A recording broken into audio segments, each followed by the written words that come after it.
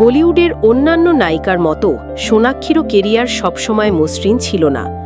Dabangg, rowdy Rathore, son of সর্দারের মতো ছবির সাফল্যের পর তিনি একসময় বক্স অফিসে মন্দার মুখোমুখি হন। একের পর এক ছবি ব্যবসায়িক সাফল্য পায়নি। সমালোচকেরা মনে করতেন তিনি একই ধাঁচের চরিত্রে বারবার অভিনয় করছেন। তবে লুটেরা বা আকিরার মতো ব্যতিক্রমী ছবিতে কাজ করে সোনাক্ষী প্রমাণ করেছেন তার ভেতরে আরও অনেক সম্ভাবনা রয়েছে। নিজের অভিনয় যাত্রা নিয়ে সোনাক্ষীর মন্তব্য, অভিনয়ে আসার পর থেকেই আমি শিখেছি এখানে টিকে থাকতে হলে বারবার নিজেকে বদলাতে হয়। কখনো সাফল্য এসেছে, কখনো ব্যর্থতা, কিন্তু দুটি আমাকে নতুন কিছু শিখিয়েছে। সোনাক্ষীর অভিনয় জীবন শুধু বাণিজ্যিক ছবিতেই আটকে নেই।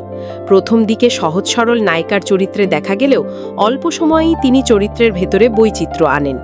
লুটেরাতে দেখা গেছে এক আবেগঘন চরিত্রে, আকিরাতে হুক নিয়েছেন শক্তিমান অ্যাকশনধর্মী চরিত্রে, নূরে ছিলেন সাংবাদিক, আর ডবল এক্সেলের সমাজের সৌন্দর্য বিষয়ক ধারণা নিয়ে দাঁড় করিয়েছেন ভিন্ন এক বক্তব্য। সমালোচকদের মতে সোনাক্ষী বাণিজ্যিক নায়িকার বাইরেও নিজেকে ভাঙতে শিখেছেন। তার সাহসী চরিত্র নির্বাচনের মধ্য দিয়েই বোঝা যায় নিজেকে কেবল গ্ল্যামার গার্ল হিসেবে বেঁধে রাখতে চান না তিনি। বর্তমানে একাধিক ছবির কাজে যুক্ত সোনাক্ষী, ডিজিটাল প্ল্যাটফর্মেও কাজ করছেন তিনি। দহার ওয়েব সিরিজে পুলিশ অফিসার অঞ্জলি ভাটির চরিত্রে অভিনয় করে ব্যাপক প্রশংসা কুড়িয়েছেন। শক্তিশালী নারীর চরিত্রে তার এই উপস্থাপনা নতুন করে নজর কেড়েছে দর্শকের।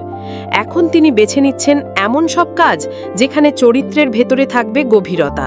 সোনাক্ষীর ভাষায়, এখন আর শুধু নায়িকা হওয়ার জন্য ছবি বেছে নিই না, চাই আমার চরিত্রের আলাদা গুরুত্ব থাকুক, দর্শক যেন আমার অভিনয় মনে রাখেন।